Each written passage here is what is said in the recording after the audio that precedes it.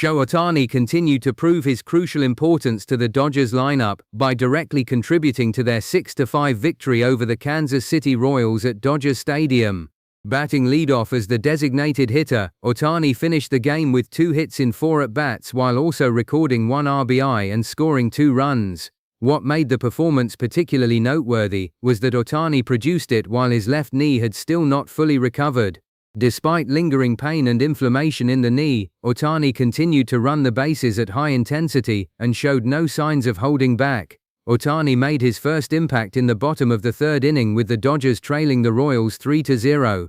With nobody out and a runner on second base, Ohtani drove the ball hard into the gap for an RBI double. The hit not only gave the Dodgers their first run, but also sparked a comeback after a difficult start to the game. What happened next demonstrated Ohtani's determination even more clearly. With 1 out, Freddie Freeman hit a well-played single to left field. Even though the ball was not hit particularly deep, Ohtani decided to take the risk, accelerating from second base and heading straight for home plate. Ohtani did not stop there, sliding into home to score another run for the Dodgers. It was a play that clearly demonstrated Ohtani's competitive spirit. At a time when the Dodgers desperately needed a spark to get back into the game, Ohtani chose not to conserve his energy and instead went all out to help his team close the gap. Ohtani's aggressiveness on the base bats energized the Dodgers' offense and began shifting the pressure back onto the Royals. In the 7th inning, with the score tied 5-5, Ohtani once again made a difference for the Dodgers. Leading off the inning, Ohtani stepped into the batter's box and singled to center field, completing a multi-hit game. But Ohtani's value in this situation went beyond simply reaching base. When Andy Pace struck out, Ohtani suddenly took off and successfully stole second base. The steal gave Ohtani 7 stolen bases for the season and ended a drought without a successful steal dating back to May. The steal moved Ohtani to second base and in a scoring position, giving the Dodgers an excellent opportunity to break the tie. Freddie Freeman then stepped into the batter's box and immediately delivered a crucial single. As soon as the ball was put in play, Ohtani immediately read the situation and accelerated on the base paths. What stood out was the way Ohtani handled the base-running play. He did not slow down as he rounded third base, instead continuing straight toward home plate. Because the ball had not traveled very far, the Royals still had a chance to make a throw home, forcing Ohtani to run at nearly full speed. As he approached the plate, he deliberately lowered his body and reached out with his hand to touch home before the defense could apply the tag. The run gave the Dodgers a 6-5 lead and ultimately became the winning run of the game. Immediately after scoring the crucial run, Ohtani headed toward his teammates and celebrated enthusiastically. In such a tense game with momentum constantly shifting, Ohtani's emotional reaction could be seen as a release after making such an important play.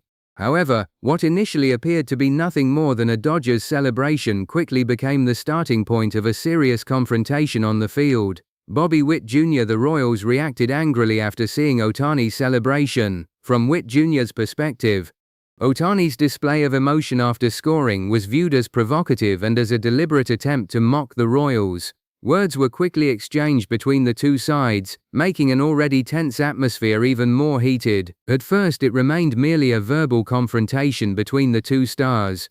But the situation changed rapidly when Bobby Witt Jr. reportedly lost control, moved directly toward Ohtani, and physically attacked him on the field.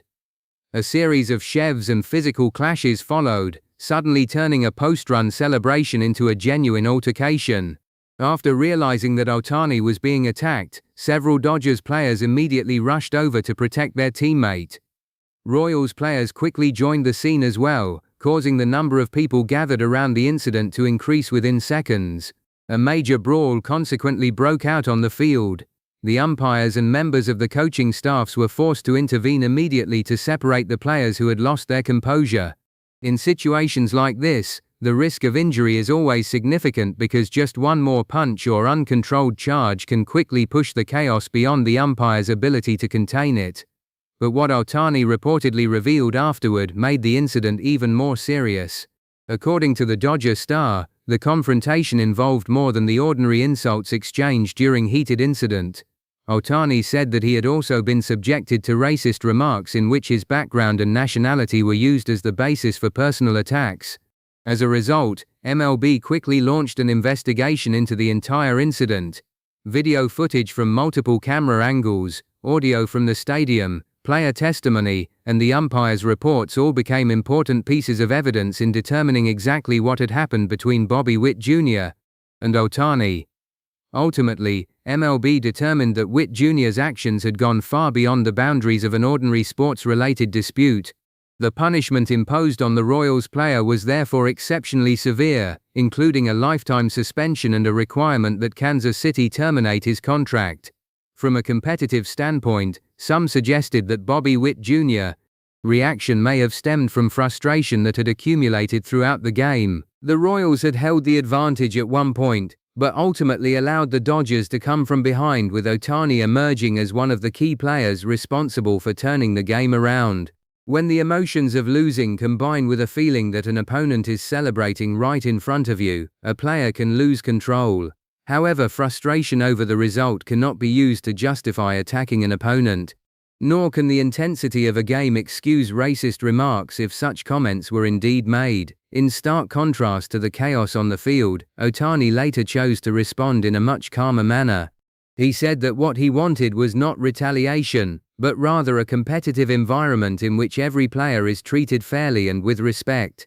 Despite reportedly becoming the target of a physical attack and serious verbal abuse, Ohtani emphasized that competition in sports should be settled through performance on the field rather than through violence. Meanwhile, Ohtani's ability to read situations on the base paths in this game was also genuinely impressive. He repeatedly made quick and accurate decisions, from knowing when to accelerate to recognizing opportunities to take an extra base. That awareness allowed Ohtani to maximize the Dodgers' offensive opportunities and directly contribute to crucial runs. Ohtani had to quickly assess the outfielder's position, the trajectory of the ball, and a likelihood of a throw home before deciding whether to continue past third base. Even a moment's hesitation could have given the Royals more time to organize their defense and significantly reduced his chances of scoring. But Ohtani made the decision almost immediately and took full advantage of his speed.